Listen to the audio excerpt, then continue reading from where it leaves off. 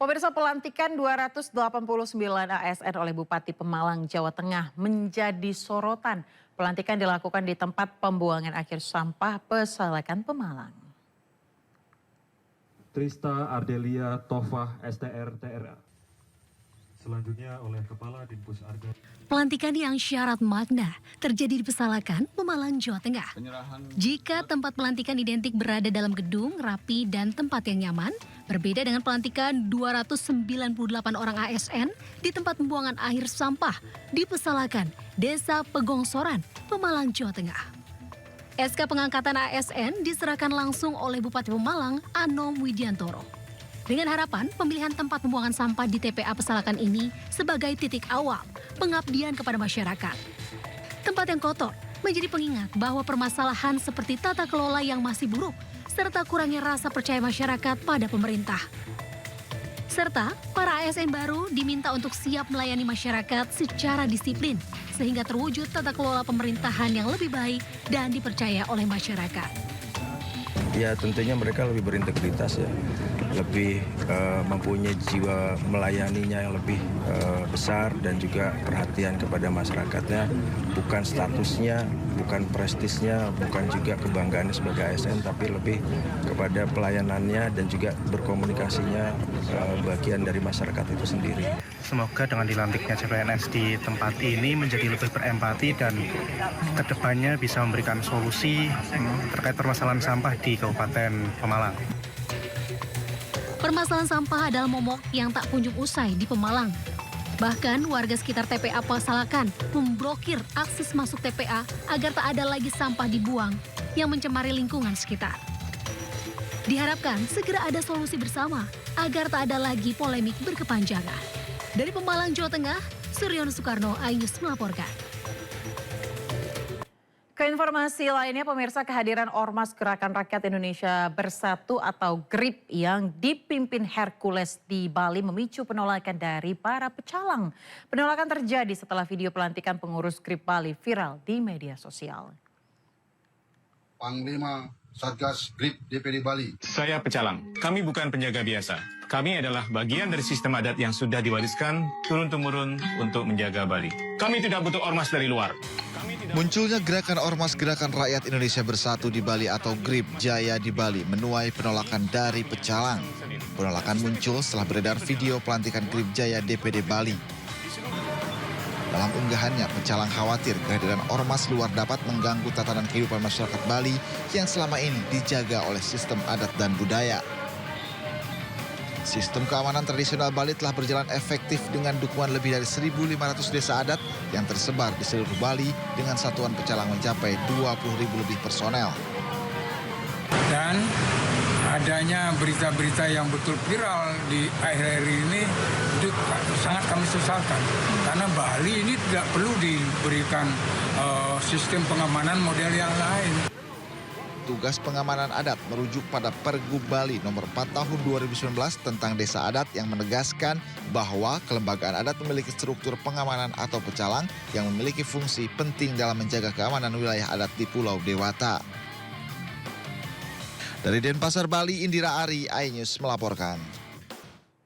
Ya, pemirsa, memasuki hari kelima, 16 dari 39 pelajar peserta pembinaan disiplin di Barak Militer Resimen Armet 1 Kostrad di Purwakarta, Jawa Barat mengikuti ujian akhir semester. Sementara siswa lainnya mengikuti kegiatan pembinaan yang dipandu anggota TNI.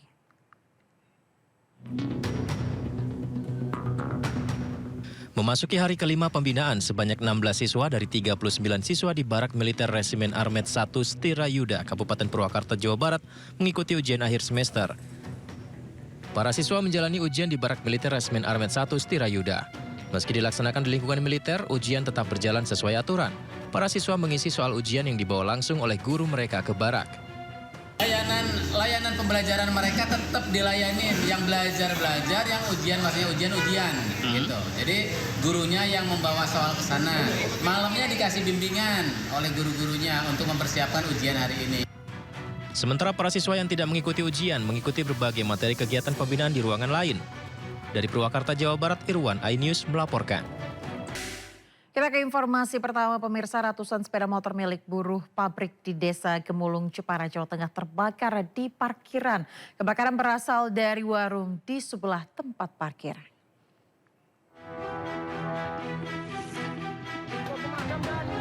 Asap mengepul dari sebuah tempat parkir di belakang pabrik di Desa Gemulung, Kecamatan Pencangaan, Jepara, Jawa Tengah. Api menghanguskan 5 bangunan warung dan tempat parkir sepeda motor milik buruh pabrik. Diperkirakan ada 150 unit sepeda motor yang hangus terbakar. Menurut keterangan pemilik tempat parkir, api berasal dari salah satu warung makan. Diduga pemilik warung lupa mematikan kompor saat ditinggal pulang. Kurang paham Pak apinya, tapi orang-orang tetangga-tetangga bilang dari arah sana Pak. Warung sebelah sana loh Pak. Dari utara itu yang paling jaraknya kurang lebih ya 5 warung kurang lebih dari tempat saya. Setelah peristiwa itu, petugas dari Polres Jepara langsung melakukan olah tempat kejadian perkara. Akibat kebakaran itu, kerugian ditaksir mencapai 2,2 miliar rupiah. Dari Jepara, Jawa Tengah, Alip Sutarto, iNews melaporkan. Pemirsa, tim Puslap 4 Mabes Polri bersama Lab 4 Polda Jateng mendatangi tempat kejadian perkara dalam kasus predator seksual yang memakan 31 korban di Jepara, Jawa Tengah. Polisi juga kumpulkan barang bukti guna memenuhi kebutuhan pembuktian di pengadilan.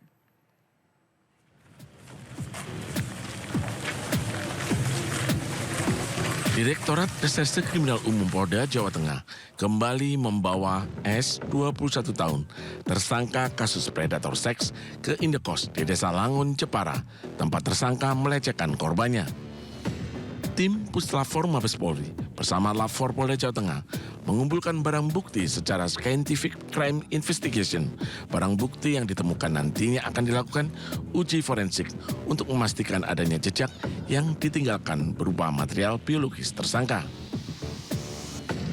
Petugas menemukan bercak spermatium tersangka serta rambut dan bercak darah korban yang tertinggal di tempat tidur.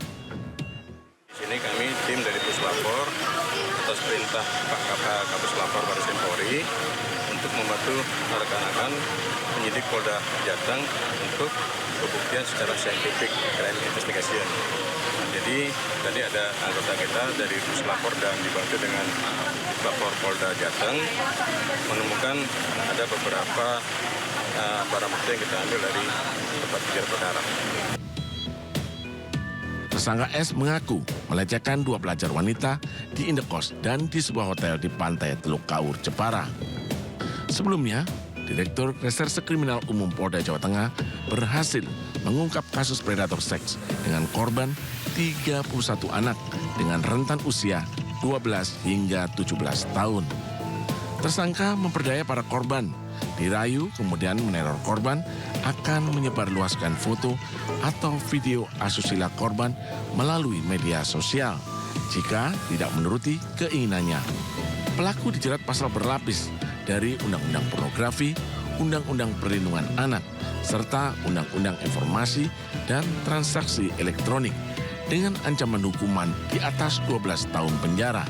Dari Jepara, Jawa Tengah, Alip Sutarto, iNews melaporkan.